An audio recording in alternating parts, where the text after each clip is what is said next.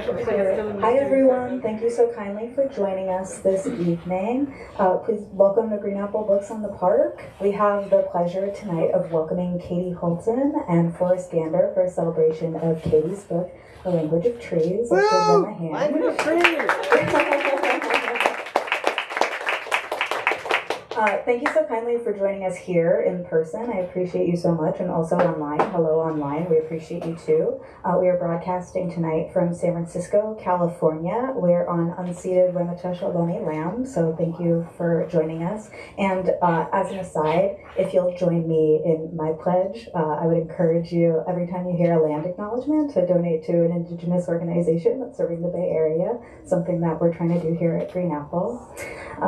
So I want to, before we get into the fun of the hour, I have a little bit of business, and first I'd like to thank Culture Island and Tin House for putting on this event with us. Thank you also to Emergence Magazine for bringing beautiful copies of their latest issue.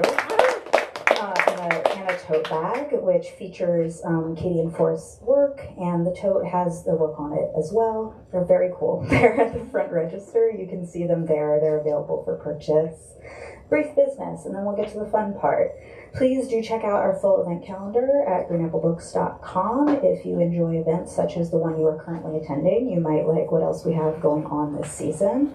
Masks are encouraged in our event space, but not required, but we do ask that you do wear one in the signing line, and should you need, we have some at the back desk, just because we have people on a book tour and we're trying to be safer as they travel and whatnot, so thank you for being cool about it. Now is a good time to silence your cell phones if you have not already. I find that's an important reminder, or at least a helpful one, so thank you. And lastly, thank you for purchasing books by tonight's authors from us here at the bookstore. If you've been here before, you've heard me say that when you buy books from us, not only do you support Green Apple as an independent bookstore, but you also support the authors who put so much work into writing these books, and then you get to have a book, which might be the best part. And they might sign them if you're polite. So thank you if you're able. We always appreciate it. So without further ado, I'm going to go ahead and introduce the two writers joining us this evening. First, Forrest Gander is the author of numerous other books of poetry, including Red Start and Ecological Poetics and Science and Steepleflower. He's also written novels such as a Friend and The Trace, essays, Faithful Existence, and he's a translator as well. Recent translations include It Must Be a Misunderstanding, Names and Rivers by Shori Kido, and Then Come Back, The Lost Neruda Poems. His collection Be With was awarded the 2019 Pulitzer Prize, and his most recent book, Not, is a collaboration with photographer Jack Spear. Let's give another hand for Forrest Gander. And last but most certainly not least, Katie Holten is an artist and activist. She has had solo exhibitions at the Bronx Museum of the Arts, the Nevada Museum of Arts, New Orleans Museum of Art, and the Contemporary Art Museum in St. Louis. Her drawings investigate the tangled relationship between humans and the natural world.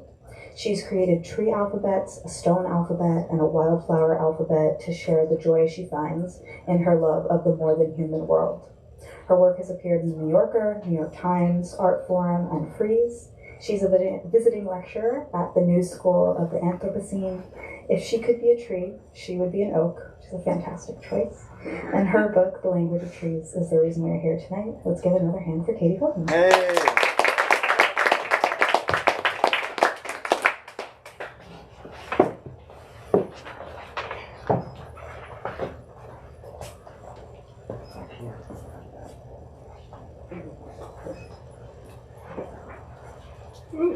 Hello. Hey, Katie.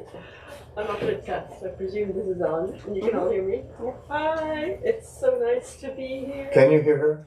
No, they can't hear. You do need to can lift it up a bit. What do I have to do? Oh, go closer. No, real shorter. Shrink. That's what the nuns used to say. I was always too big. Does that work? Can you hear me now?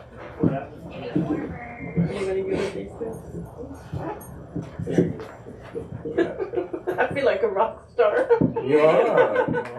Failed rock star. Is that better? Can you hear me? Okay. Hi. San Francisco.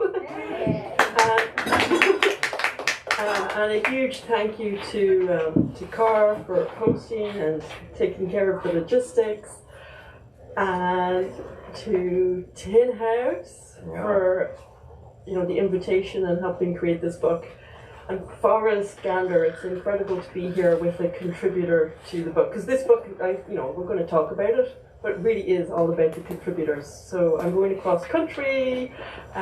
We just launched the book on Tuesday in New York, and this is the second stop. So it feels like this is just the beginning. You're going to be so exhausted in a few weeks. No, I'm going really slow. I'm going as slowly as possible. Okay, good. But I just wanted to say that it feels really appropriate that you're like the first stop and that you were able to be here right now and that this is all happening. It feels like a dream, like a dream. But this cover image we sort of made together. It's something that we did. Emergence magazine invited us, and it was just before COVID. It was like the last project that I think I worked on before the lockdowns. So it feels really special and kind of magical that I get to start this book tour with you, so I'm just so grateful. Me too. This is an exquisitely produced book, if you glance through it, you're going to want to start licking the pages. It's a really gorgeously produced book, and Katie's images are the mycelium that connects all of these different essays and poems and artwork that make up the collection. She's going to have all sorts of different kinds of presentations in the next weeks. I thought we might make this a little conversation where I ask her some questions that might be interesting to those of you who haven't looked at the book yet and who don't know Katie yet because she's a foreigner. So let's talk about roots first. You grew up in Ireland, and you involved yourself in something that some have equated to the equivalent of Ireland's rainforest. They don't have a rainforest. But it's a community-based land preservation project involving peat, curlews, sphagnum mosses. Can you tell us a little bit about your work with the RD Bog? Yeah, I love that you want to start there, but we do have rainforest in Ireland. Oh, you do? Really? The Irish Atlantic rainforest, and this is something that's only kind of percolated into our consciousness in the last year or so. Really recently, Owen Dalton he's actually just published a book, Irish Atlantic Rainforest, so you can all get that book. So what county is it? So in the west of Ireland, because it's on the Atlantic, it's kind of like here, the west coast, where you have the Pacific, all of that moist air coming in. And it kind of, everybody knows, in Ireland you grew up knowing that Ireland was forested. Yeah. Most of the country was forested. But somehow we forgot, like, we are forest people. Even Gaelic, the word Gael, I don't speak Irish, and I'm probably going to make all kinds of mistakes, forgive me, does mean forest people somewhere back in the day. So we've just forgotten, and I think that's so related to what's happening with trying to remember, like even the land acknowledgements that we're all doing now. It's for hundreds of years, we sort of forgot, or was beaten out of us, we were made forget about all these fundamental, like what makes us who we are, our sense of selves. And so in Ireland, we had forgotten that we were a rainforest people and that we have a rainforest. So now there's a huge movement to, and I included the word rewilding in the subtitle. So this is a kind of a movement that's happening now to rewild, to remember all of these to reimagine, revisit, and so to remember who we are and what was there before. So I had been campaigning. I co-founded a group called Friends of RD Bog back in 2018. And are you all hearing her okay? Yeah. Yeah, so RD is a little town in rural Ireland where I was born in Dublin, grew up in a place called Longford. If this is Ireland, right in the centre is Longford. Very boggy, but when I was 10, and that's a very important age for little people, I think, when I was 10 we moved to RD, so it's kind of where I'm from, and near our house was a bog, RD Bog, and I would go there. It was one of my earliest memories, is where I would go to be quiet, to lie in the heather and the moss. So it was a very special place. It was the first place I started making art, taking photographs, and really looking up close his bogs are very. I could talk for an hour about them.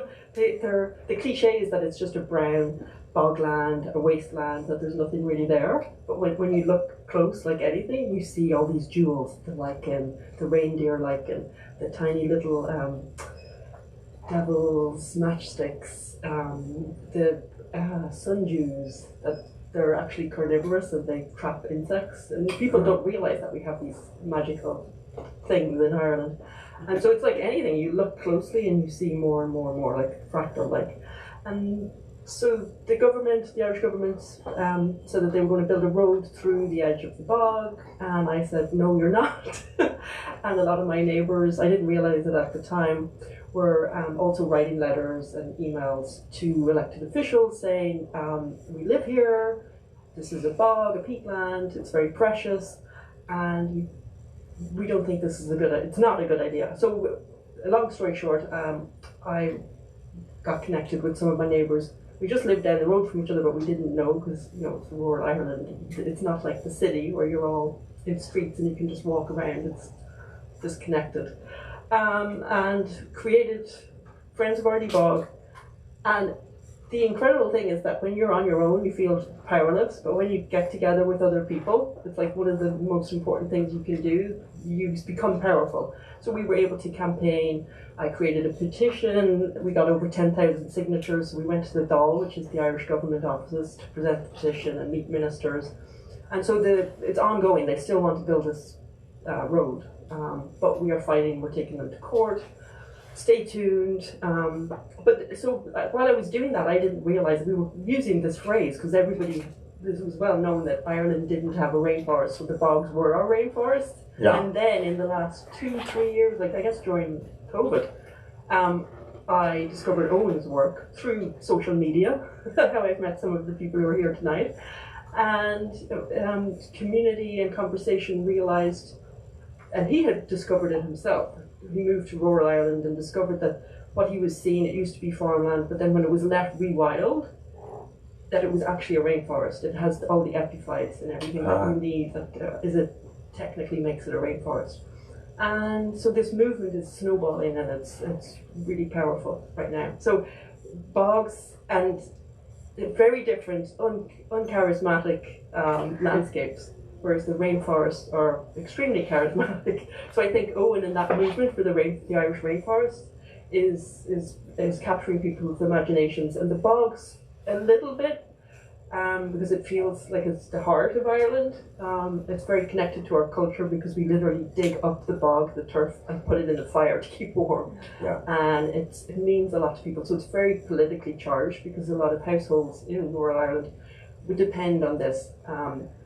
And their parents did it, their grandparents did it, and their memories are going to dig the bog. So it's there's so many tangled ways to think about landscape and people and history, past, present, future, that you just have to get me to stop because I keep going on. Well, one of the things you're talking about, memory and the disappearance of landscapes that are sometimes retained in their names. And that comes up in this book also. And we think about it too. When you think about going to Oakland, you don't really think that it's the land of oaks.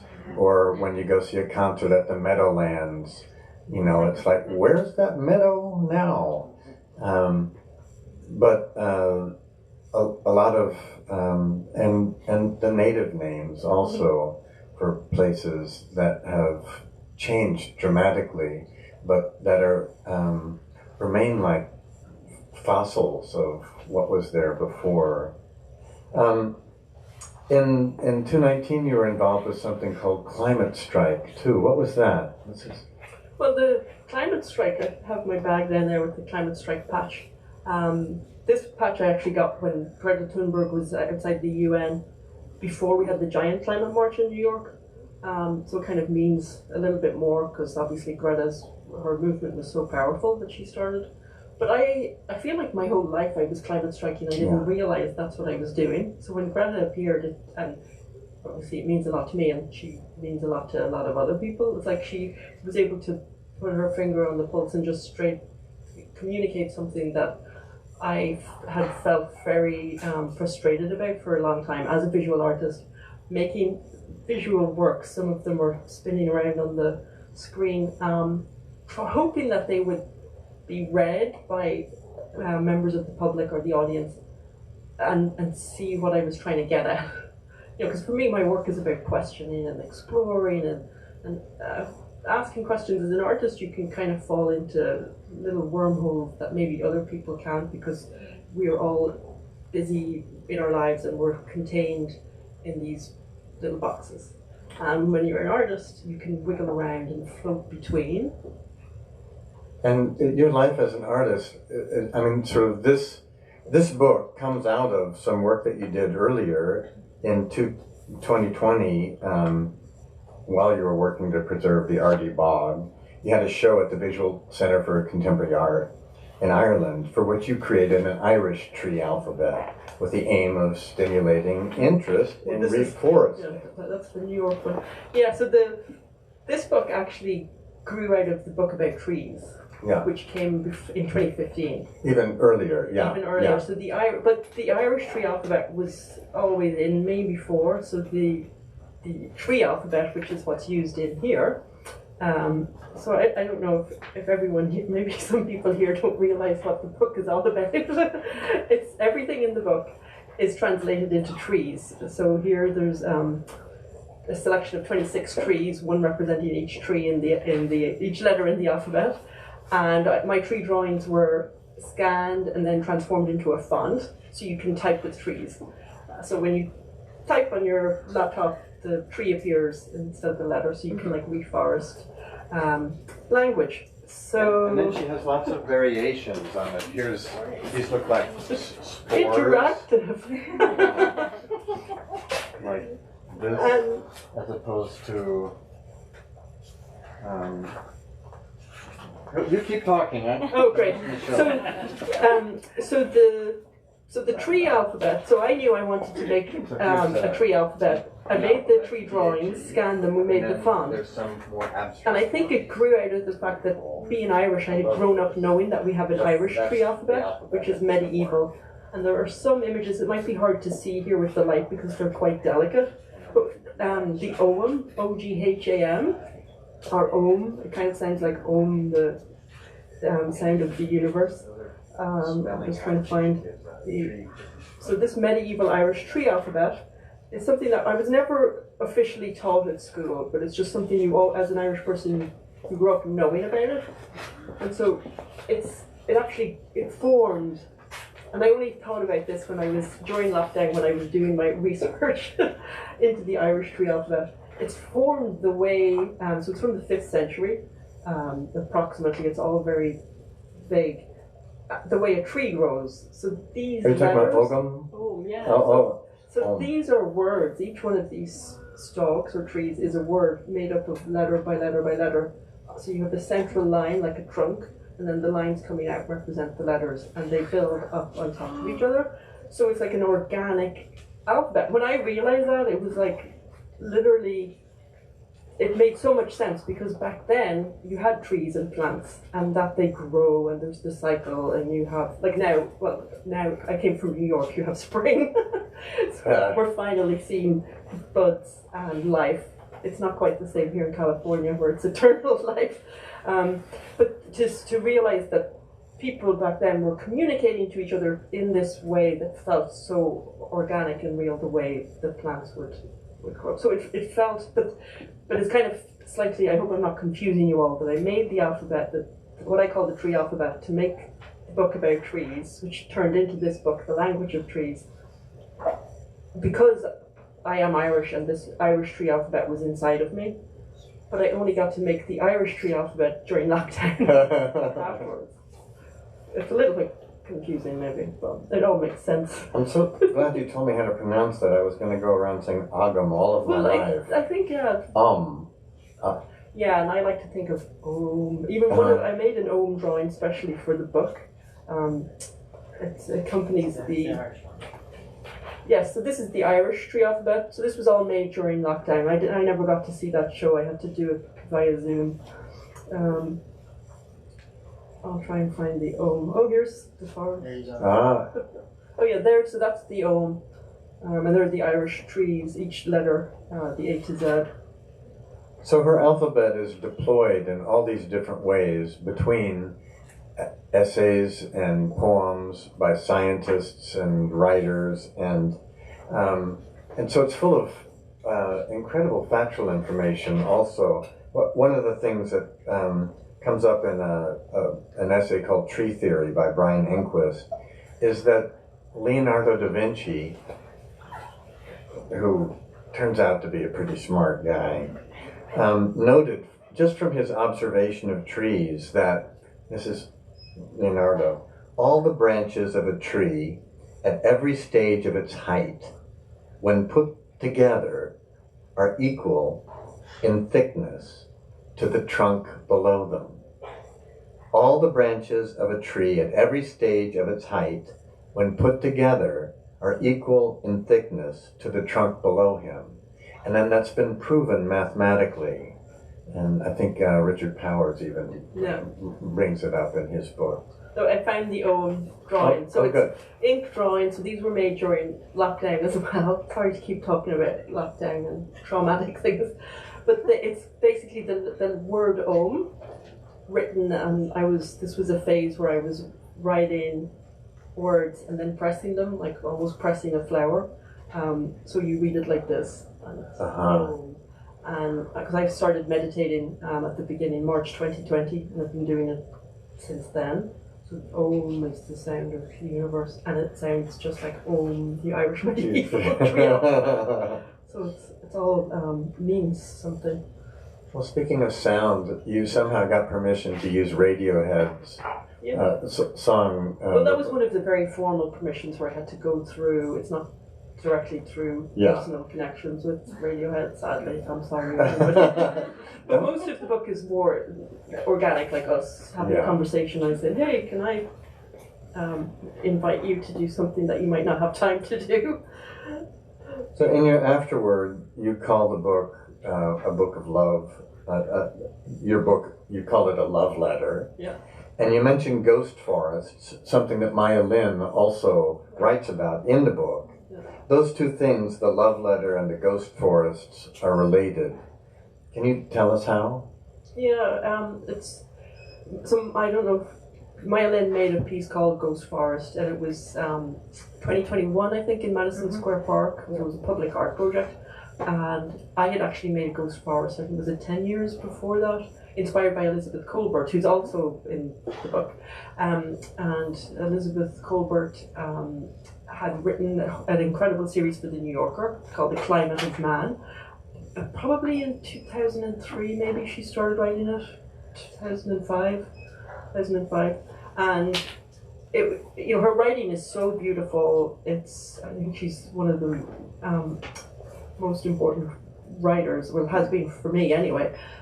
This piece really helped explain and put a lot of things together, but she did talk about ghost forests and this phenomenon of rising water means that you have salt water encroaching on forests, and the salt water kills the trees, so they're standing but they die. We saw it a lot when we were in Louisiana. Like, when I say we, I mean Dylan, my partner, and I.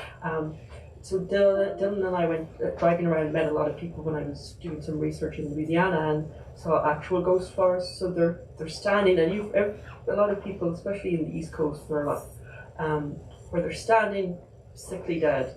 Now it's happening because you have beetles, an invasive species, but the salt water rising leaves the trees standing but dead. So what Maya Lin did was transport those dead trees from somewhere in New Jersey into Madison Square Park. So you said ghost forests and... Well, your love letter and is the partly... love letters.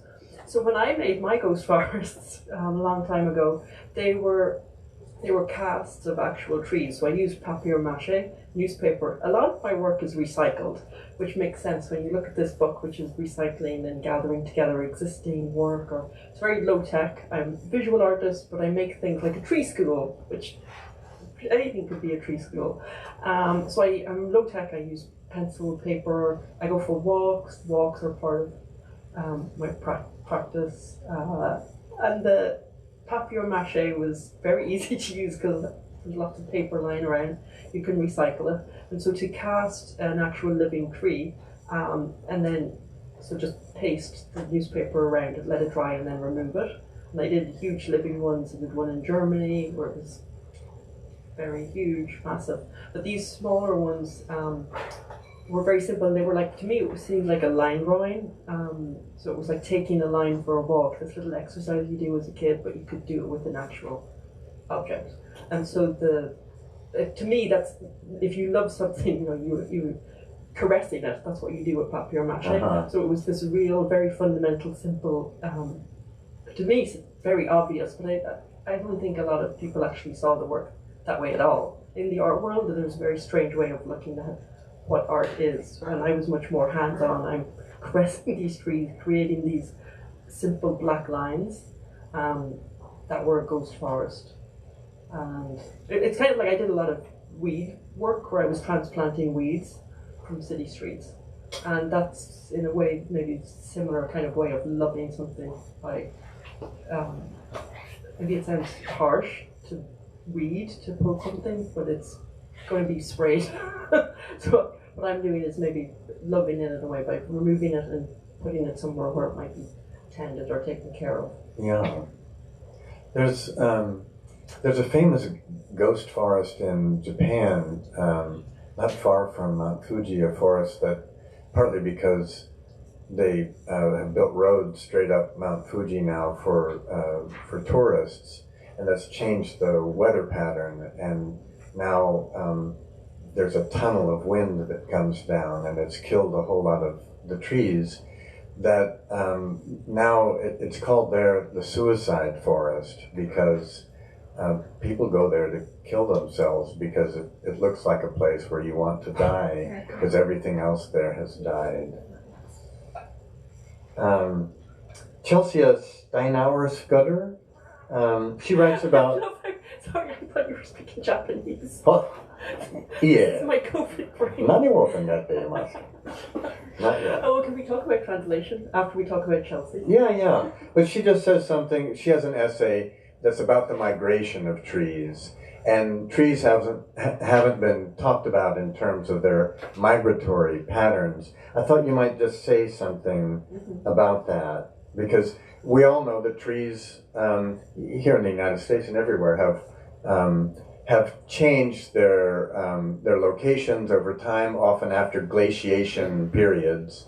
But this is something completely different. What's different about it now? So it's happening faster and faster. The trees are on the move. And it's something I think we all think that they just said this.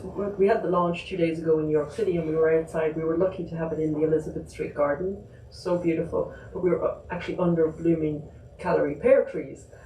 So we could talk about trees while we were under them. And it's beautiful being in Green Apple, in a bookshop. But there's something about being outside under trees when you're talking about trees. They stand there silently and they don't move.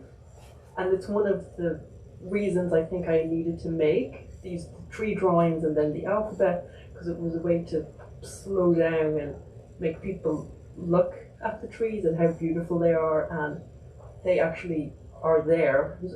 I have one image of a tree museum, a public art project that I did in the Bronx back in 2007, 2008.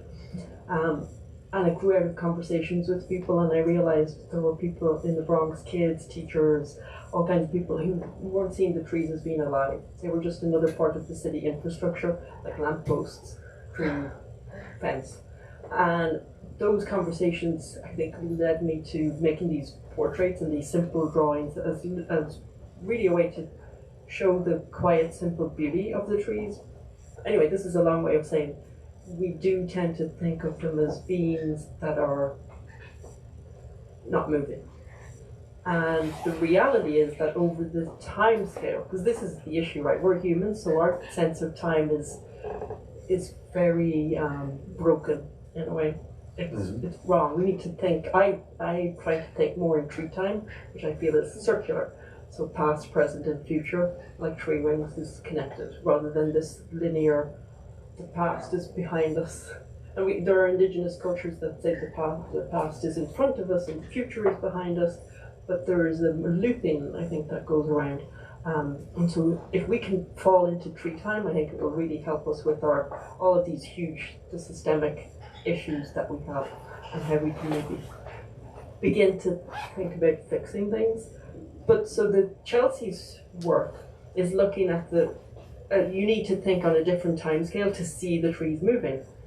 And this is something that has been studied, so you can actually see it through, when you go to the Emergence website, you can see the maps and the interactive timelines that show forests as they move through the ages. And this is, I think, where technology is really useful, where you can see something that we can't see with our actual eyes ourselves, and to deep time. And I think, Emergence, they brought us together. They invited the two of us to collaborate. We ended up making this forest. It became the cover of this book. They've done so many beautiful projects. Like, they brought us together, so that's us in the redwoods. Ash, who's here, took these photos. And I think so Chelsea's piece, I guess I don't want to speak for what she wrote about, because I'm also going to be talking with her when I get to Portland. Oh, good. Yeah. Tell her we talked about her here. I will. So Ashwini grew up in southern India, and she's been talking to me about trees there, and about the sacrality of trees, that often outside of temples there will be a tree that people will wrap with thread, and that consecrates the tree, and it becomes often more important as a sacred representation of spiritual relations than the temple itself. And that can even happen in the middle of the city, that people will begin to wrap thread around a tree to make it a sacred representation. It's in Ireland we have rag trees and fairy trees. Oh, you do? Yeah. Uh-huh. We'll have to go walking in Ireland and find some. We found some. So Katie and I, it was Emergence magazine. If you don't, those of you who live in California and read, which is all of you, we'll probably have it's a really amazing enterprise of kind of spirituality and ecology, and they put Katie and I together when we walked into the redwood forests and spent a lot of time there watching the trees watch us, and thinking about time. And with Katie, she has a very textual relationship with the world. So lots of my photographs of Katie are her touching the trees. It's her hand on them. I tried to get some of those photos for the PowerPoint, but I knew I didn't have time. I was very late sending my PowerPoint, so the hands aren't there. But I also, I remember you said something funny after our first day when we sat down to have a glass of wine. You said, "Oh, you're a nice person. I thought you'd be in New York because you live in New York, or you'd be horrible." Like, you said it much more elegantly than that.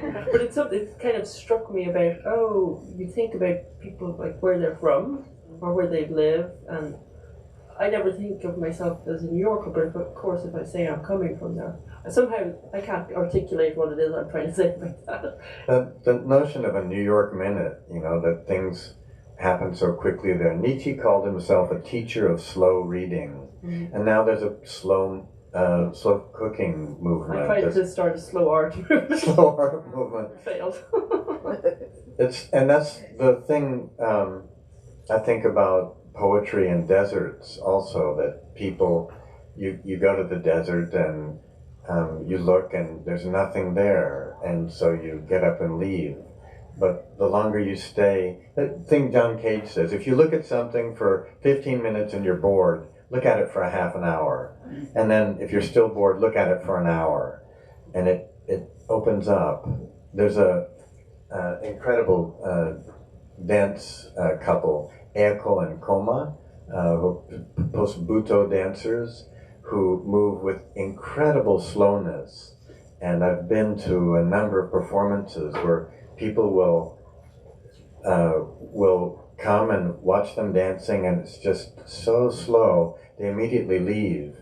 But those who stay become transformed as their sense of time changes from the New York minute that we all live in, and immediate spectacle and the ding-dings on our phones, to a different sense of time that opens up and invites us in to think differently.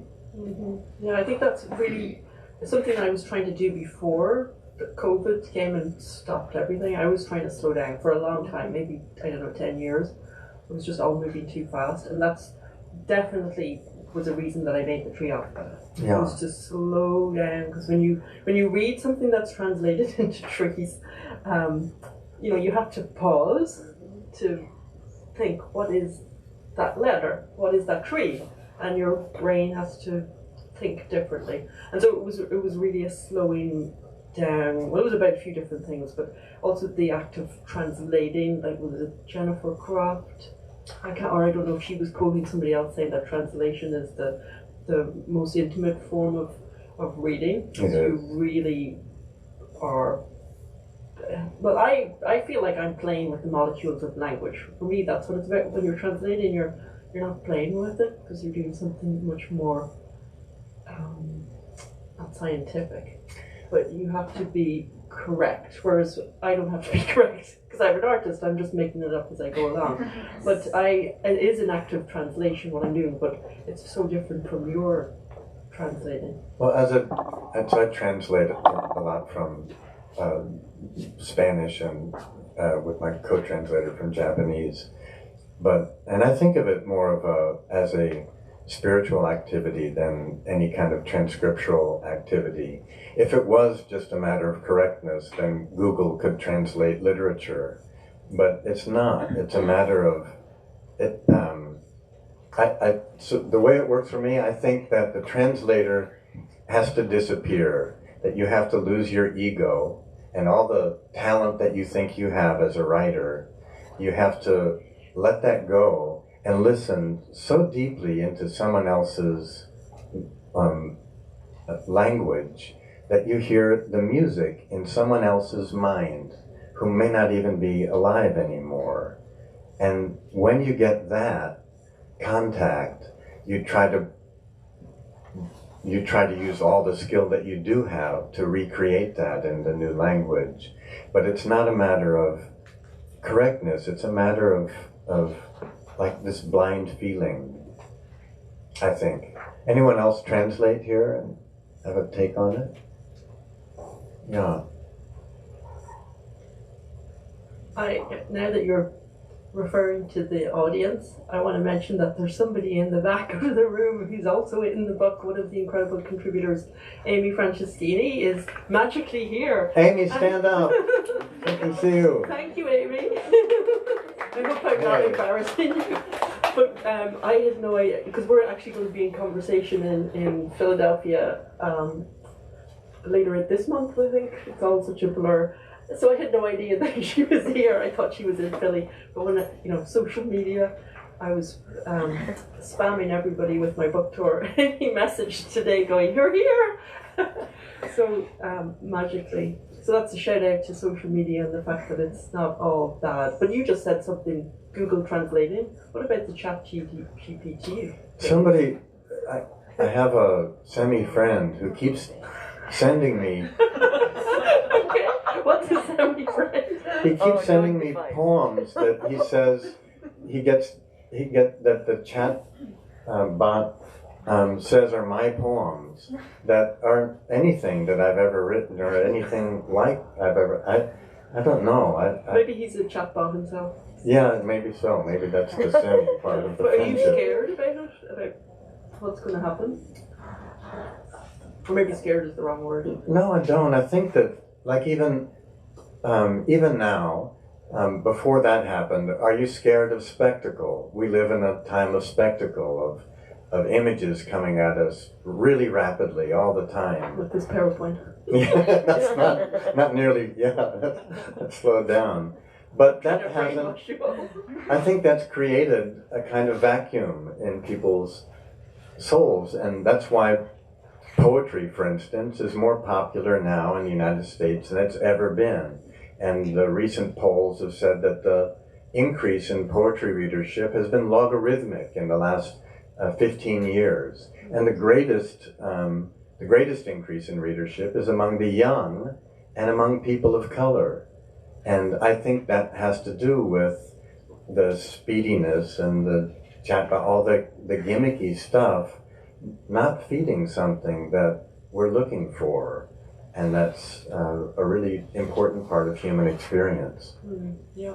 So you're slowing things down. Hopefully I'm slowing things down. I feel, I've always been drawn to anthologies and collections, and it's kind of the cabinet of curiosity where you've got everything and anything could be gathered together, and the creator has maybe made connections, but then you're invited to make your own connections, so it's kind of infinite in a way. And so I hope that if this is it really, to me, it feels like it's an infinite series that I could just go on forever.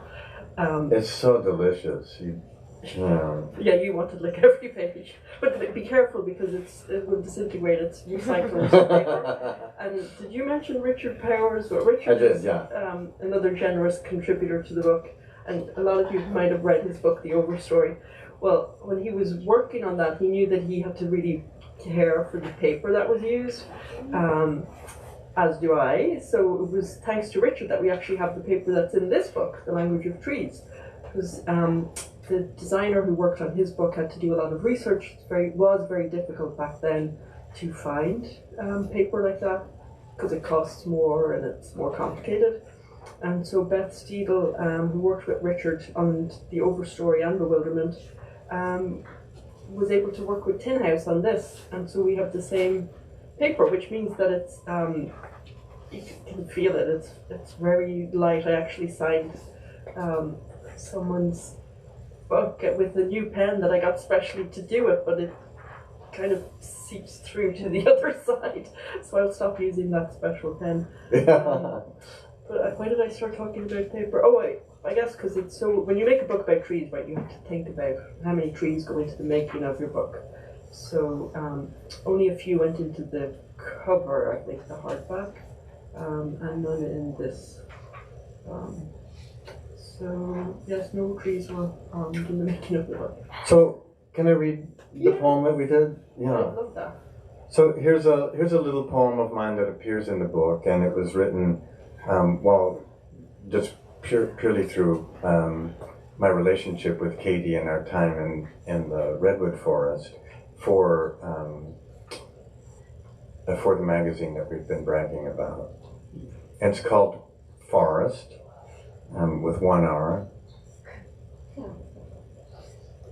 While nearby, but where, in that turpinated air, among iterated redwood limbs, now flocked with mats of epiphyte, a stellar jay starts and restarts its shredded arpeggios, not description, and one of a nesting murrelet's soft black eyes mirrors the harlequinades of a vole, plump whiskered cylinder of fur diligently. This is not description, but an unacknowledged chapter, stuffing its cheeks with green needles, while 200 feet below in the understory, whipplevine punctured by snags and deadfall and sorrel and sword and bracken fern, splashing up from the soil, not description, but an unacknowledged chapter of our own memoir, rich with chumbling volcanics, andesite mostly, and dacite, and rotting redwood needles that lightly tremble with nematodes, and some spider-like arthropod, who can name? A ground squirrel crossing the dry creek edged with alder, its tail vertical as a flagpole, its instance, all instances, interpenetrating, an endless memoir of entanglement in which our case, likewise, has been underwritten, careens between its burrow and fire caves in the massive redwood trunks, glistening with slug trails, rimmed by rooting mushrooms. Beautiful, thank you. I can see the place where we were when I read that. I can smell it. Well, Oh, I wish we could go back. there's a beautiful piece by Amitav Ghosh in this book. I don't know if many of you are readers of him. He's a You should be. terrific novelist, and he's become more and more increasingly obsessed with our ecological crisis. It is a beautiful piece, one of my favorites in the book. Brutes, yes. Amitav's very special. That's right. When I first came across his work, I didn't think of it as environmental, and then The Great Derangement came out, and I think since The Great Derangement, almost everything he's written, like The Nutmeg's Curse, and he couldn't come to the launch on Tuesday because he was in North Carolina speaking at a climate conversation. So it feels like that's his cause, and he is globally in conversation. As is Ada Limon. She was just speaking, I think, yesterday with at the climate change conference. I can't remember the official title, but I saw that she shared that today. And I think she's the poet laureate. Also graciously gave a poem. I'm like this greedy artist who just asks people for things. And she's a local. We know her in California. Of course. To me, she just feels like this. She's not really real. But so yes, she's also, I guess it's like fighting the good fight or speaking truth. It's like we're all trying to open each other's eyes because it feels so obvious. The climate emergency is this existential threat. We are teetering on the brink of extinction. Our species is sleepwalking into extinction. And I feel like I'm literally out in the streets screaming about it. I go to a lot of protests. I have my climate strike bag on me all the time. But everybody's just going about their daily business. And what difference does it make if I'm screaming in the street? So I try with the artwork. I don't know if it makes a difference. Some people tell me it does. Then I thought maybe a book, because I know how important books are to me. So I thought maybe a book will help make a difference. So that was, another reason for making it, was to try and speak. So it felt really important to have people like Amitav in because as I said, this was a book called About Trees. And I was actually here in 2016. I don't know if any of you were here back then when Stephen Sparks. A shout out to Stephen. We wouldn't have this book, The Language of Trees, without Stephen Sparks. Stephen Sparks used to work at Green Apple and now runs the bookstore at Point Reyes Books. And I still feel like I can hear Stephen's voice here in the aisles because I know Green Apple because of Stephen. So it's sad that he's not here. But so this book. So yes, so I was saying that About Trees, we were here it was 2016, right after the election. We actually flew out of New York on the Wednesday after the 2016 election, so it was devastating. So our talk here was quite sad. So it's lovely to have a more heartwarming conversation. But that book About Trees grew into The Language of Trees, but has a lot of new characters, including you. But Amy was in the original in About Trees. And so Ada Limon and Amitav Ghosh, they're all new, and it feels like that these are new voices, that it was really important. But then there are so many others. So that's so funny that it happened on the election that you really, because she was just telling me before this talk began that her book launch in New York took place on the same day that Trump was indicted. So he got all the attention, and she was afraid he was going to get all the attention. He'd got plenty of attention, but her book launch was a super smash. Well, I went down. I had my, I don't say his name. His name is guilty. So I went to the courthouse and did my little protest, and then I went. I got my. I don't know if you can see. I'll show you afterwards when I can stand up. You can't see. Your tattoo? Well, it's the extinction symbol is carved into my head now. An extinction symbol is another contributor to the book. So it's a way to kind of another silent protest. So I walk around literally with the extinction symbol branded onto myself. So I went to the courthouse, did the protest. It was this Tuesday, the 4th of April. Thinking, is this a dream? Honestly, that he's here and he's being fingerprinted and being arrested on the same day after all these years. And it was a beautiful, it felt like a summer's day. So we got to have our garden party in the Elizabeth Street garden while the helicopter was up there. It was surreal. Yeah. As is this, I still can't believe that it's happening. So. But that's a photo of us in the Elizabeth Street garden on Tuesday. Oh, cool. Yeah. And that's the book with the edition that's coming out on the far right hand side is the edition that will come out in Ireland and the UK in June. Uh-huh. So maybe we should open it up to some questions or comments from any of you. I was going to comment on to have that sort of etched into your neck. I can show you. I'm just worried that this is going. And then we're at Green Apple. One of the essays in here is about people who obsessively. Oh my goodness! Yes, yeah. It's lovely. I can't see. I don't know. We can, yeah. We could invite Amy up. Would you like? No. Okay. Yeah, I also hate that kind of interactive. Sorry. One of the essays is about people, first in Japan, who, I mean, in Japan, they're training watermelons to grow in square shapes, and they sell for hundreds of dollars. But even before that, they were doing apples that bore images on them because of the way that they were grown in the light, and then I thought Green Apple and your thing that brought those together. And Nikki Twilley. Yeah, that's what I thought. And she's English, so that's why she's obsessed with apples, right? Because all English people, English cocks as pippins, apples are very dear to their heart. And she's obsessed with food, writes a blog about food and eating and gastronomical things. But now she actually lives in LA, so she's part of the California reality in a way. Yes, apples. And apple is the first letter in the Cree alphabet. Yeah, right. Are there some comments or questions from the audience? We made total sense.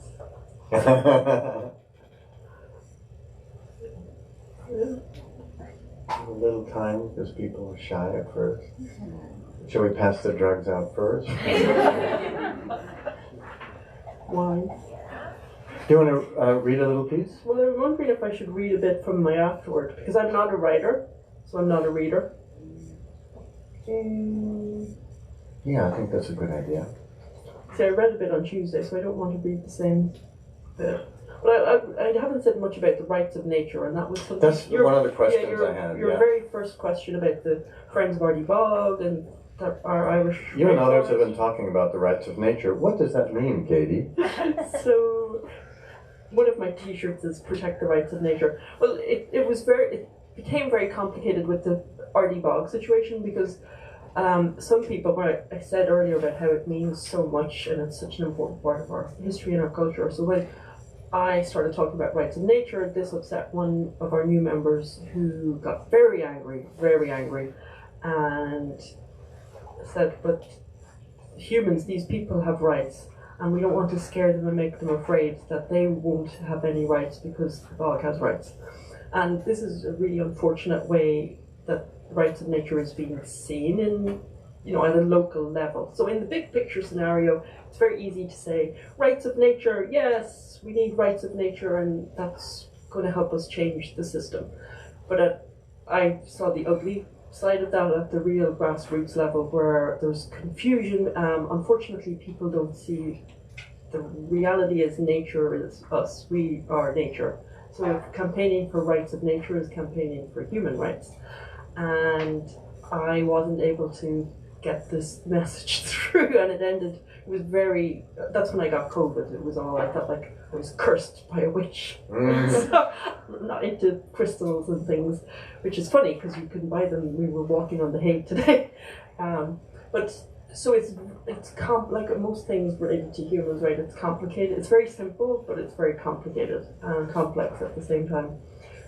So I do believe that rights of nature are what we have to campaign for. And trying to get this message across that we are nature, and so we need to campaign for the trees, for the forests, for the different ecosystems, because that's helping ourselves. And so the indigenous communities know this, and they're at the forefront across the world. They have campaigned and successfully brought rights of nature into constitutions. And we're starting in Ireland now. They've had a citizens' assembly last year, and they voted yes. And just yesterday, they shared their final resolution with the government. And so rights of nature is hopefully going to be brought. We're going to, I think, vote on it. There'll be a referendum, and rights of nature will be brought into the constitution. And it's all policy, right? We're humans. It's a political system, unfortunately. So you need policy changes. So I was going to read a little something that I wrote in my afterword. Yeah. I'm not a writer like you, so it's a bit clunky. That's not quite good. But a few years before I was born, Christopher Stone, a professor of law at the University of Southern California, had an epiphany while speaking with his students. What if trees, like people, had rights? I am quite seriously proposing that we give legal rights to forests, oceans, rivers, and other so-called natural objects in the environment, he wrote. Today, the movement to recognize these rights of nature is inspiring people around the world, with indigenous communities leading the way. Almost all successful rights of nature cases so far protect bodies of water. Why not trees? Paul Polsland, founder of Law for Nature, told me, I'm not aware of the draft rights of trees in general, as they seem more difficult to conceptualize than rivers. I believe we will soon see rights for forests and trees. The climate emergency demands that we learn the languages of trees and speak on their behalf. Learning other languages creates empathy, compelling us to reconsider our relationships with other beings. If trees have memories, respond to stress, and communicate, what can they tell us, and will we listen? Listening, speaking, reading, and writing are how humans communicate and make sense of the world. The alphabet is how we organize information and knowledge. Our networked world depends on it. Trees, the font, lets us renew our relationships with language, landscape, perception, time, memory, and reading itself by slowing the reader down to decipher words in the woods. Oh, and then I wrote, translation is perhaps the most intimate form of reading. When we translate our words into glyphs such as trees, it forces us to reread everything. The tree alphabet forces us to revisit the past, represent the present, and reimagine the future by translating or rewriting what we think we already know. And it goes on. Not very much longer. Yeah. Thank you, Katie. Here we have a question. Is there John. a way we can get our own set of the tree alphabet fonts? Yes, great question. I don't know if you could hear. Can you all get your own set of the tree alphabet fonts? And yes, you can. They're all for free on my website. So yeah, katieholten.com. The original tree alphabet that's in the book, the Irish tree alphabet, and the New York City tree alphabet that I made with the Parks Department in New York City. The idea was that we could plant, when I made this, the specific city, New York City and the Irish one, was that we would plant people's messages with trees. It hasn't happened yet. The Irish one happened during COVID and lockdown, and I haven't physically been able to get there to do it. But maybe. New York City is just really complicated with the Parks Department. But yes, thanks for asking. The fonts are all free. So I think it mostly just works in Word when you download it. Tip, you have to restart. It doesn't automatically work. You have to restart Word. And then you can type with trees. And you have to play around with the font size. I was noticing the art here. Fonts. Are those the forests made with your tree fonts? Because each one is unique. Yeah. Each one is special and very different. Exactly, because it's the text. So these forests are translating the essay or the text. So if they're dense, I'm trying to get one of. So Not that I have favorites, but oh well, here's mine. Sorry, it just fell open on this page. So this forest is my afterword translated. So it's this text translated into the trees. And That's so, why each one is so different. yes, exactly. And so that line is the footnotes. So the formatting also, which I thought with Elizabeth Colbert's worked beautiful. That hers was actually the one I was trying to find, because the paragraph break her essay talks about the cutting of the Amazon rainforest into squares. That's how it works. And pure coincidence or chance, her essay, I'm not going to find it now, has the same line cutting straight through it because of where the paragraph break works. And then, so some of them are very dense and you can't obviously translate them, but then others are letter by letter. I put them, like for example, E.J. McAdams, the poet, gave me one word. That's his contribution, was bewilderness. And so you can, it's like a little exercise, you can read the B.E. And learn. So it's just to try and break up. The word for world is forest by Ursula Le Guin. Or that when they're all to the side. Yeah, Camille Dungy. And Amy Harmon's piece is about oranges. So I talked to the designer and I said, I don't want to do something that's kind of kitschy or corny or silly looking, but what if we made a circle like an orange? And I really like it. I think it's kind of cool, but maybe it is a bit gimmick. I don't want to be gimmicky. And that's, if you're working with trees, it's this fine line between, maybe that's a whole other conversation. But I was asked to make playlist. So I do have my own playlist, but I haven't shared it. Because, we talked about music a little bit. So I do feel like there's the musical side to the book as well. In my head, in my mind.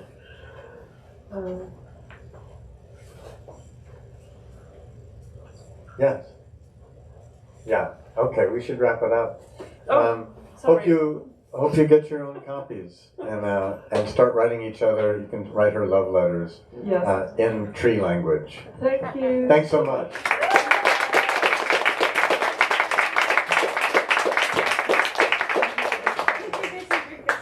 Can we have another hand for Katie Holten?